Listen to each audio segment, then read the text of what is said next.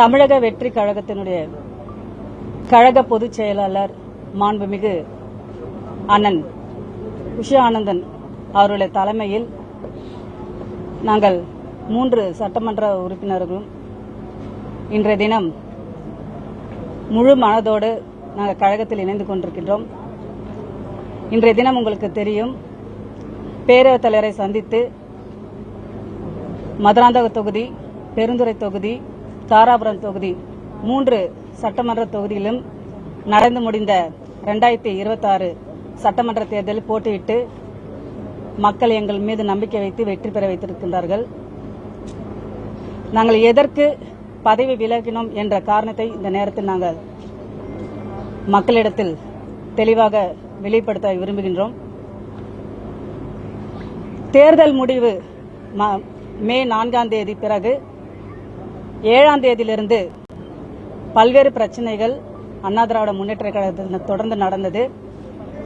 தலைமை குழு நிர்வாகிகள் கலந்து ஆலோசனை செய்தார்கள். 2 நிலைப்பாடு எடுத்தார்கள். ஒன்று, திமுக சேர்ந்து ஆட்சி அமைக்க வேண்டும் என்ற நிலைப்பாட்டை எடுத்தார்கள். இன்னொன்று, தாவேகாவுடன் ஆதரவு கொடுத்து ஆளுங்கட்சி போல் நம்முடைய தொகுதியில் மக்கள் பணியாற்ற முடியும், மக்களுடைய கோரிக்கைகளை முழுமையாக நிறைவேற்ற முடியும் என்ற 2 நிலைப்பாட்டை எடுத்தாங்க. எங்களுக்கெல்லாம் திராவிட முன்னேற்ற கழகத்தோடு சேர்ந்து ஆட்சி அமைப்பதற்கு விருப்பமில்லை. பல்வேறு அங்க இருக்கின்ற சட்டமன்ற உறுப்பினர்கள் மனதிலும் ஓடிக்கொண்டுதான் இருக்கின்றது. நாங்கள் முடிவு முன்னதாக எடுத்துவிட்டோம்.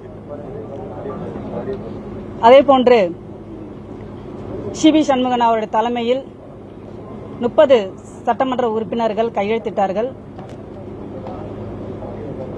காரணம் இதேதான், திராவிட முன்னேற்ற கழகத்தோடு சேர்ந்து ஆட்சி அமைக்கக்கூடாது என்பதற்காக தான் 30 சட்டமன்ற உறுப்பினர்கள் கையெழுத்து போட்டோம். கையெழுத்து நாங்கள் டிவிகேவோட ஆதரவு நிலைப்பாடு தான் நாங்கள் எடுத்தோமே தவிர, நாங்கள் கட்சியில் மாற்றி நாங்கள் கட்சியிலிருந்து விலகி அண்ணா திராவிட முன்னேற்ற கழகத்தில் இருந்துதான் நாங்கள் ஆதரவு கொடுத்தோமே தவிர நாங்கள் கட்சியை விட்டு போகவில்லை.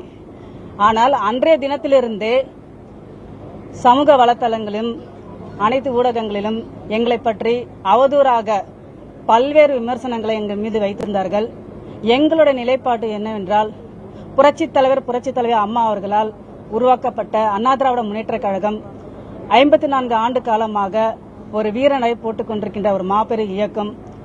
அந்த இயக்கத்திற்கு துரோகம் செய்கின்ற வகையில் திராவிட முன்னேற்ற கழகத்துடன் ஆட்சி அமைப்பதற்கு எங்களுடைய மனம் விரும்பவில்லை. எங்களை போன்றவர்கள் அங்கே இருக்கின்றார்கள். நாங்கள் முன்னதாக இந்த முடிவு எடுத்திருக்கின்றோம். அதே போன்று பார்த்தீங்கன்னா, தொகுதியில் எங்களை பற்றி அவதூறாக பரப்பி எங்களுடைய கழகத்தை சார்ந்தவர்களே எங்களை பற்றி எவ்வளவு விமர்சனம் செய்ய வேண்டுமோ அந்த அளவிற்கு விமர்சனம் செய்திருக்கின்றார்கள். எங்களுடைய நிலைப்பாட்டு என்னவென்றால், ஏற்கனவே எதிர்க்கட்சி சட்டமன்ற உறுப்பினராக கடந்த 2021 மதுராந்தகம் தொகுதி சட்டமன்ற உறுப்பினர் நானும், பெருந்துறை சட்டமன்ற உறுப்பினர் ஜெயக்குமார் அவர்களும், எங்களுக்கு தான் தெரியும் அதோட கஷ்டம்.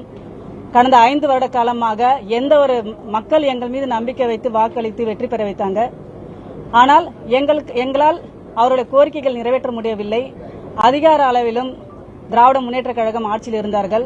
நாங்கள் சட்டமன்றத்தில் பல்வேறு கோரிக்கைகளை வைத்தும் ஒரு 10% வாக்குறுதி 10% கோரிக்கை கூட நிறைவேற்றவில்லை எங்களுடைய மதுராந்தக தொகுதியில். அதே போன்றுதான் அவருக்கும். இந்த முறையும் நாங்கள் எதிர்க்கட்சியாக செயல்பட முடியாது. ஏனால் இந்த நடந்து முடிந்த சட்டமன்ற தேர்தல் 2026 நாங்கள் மக்களை சந்திக்கின்ற பொழுது, கடந்த முறையும் நீங்கள் சட்டமன்ற உறுப்பினராக தேர்ந்தெடுக்க போது எதையும் நீங்கள் செய்யவில்லை. இந்த முறையாவது வெற்றி பெற வைக்கிறோம்.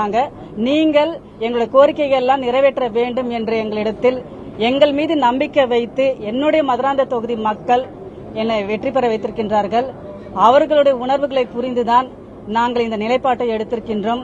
இது எங்களுடைய தனிப்பட்ட நிலைப்பாடுதான். நாங்கள் சுயநலத்துக்காக எடுக்கவில்லை, சுயமரியாதைக்காகவும் எங்களுடைய தொகுதி மக்களுடைய நலனுக்காக தான் இந்த முடிவை நாங்கள் எடுத்திருக்கின்றோம்.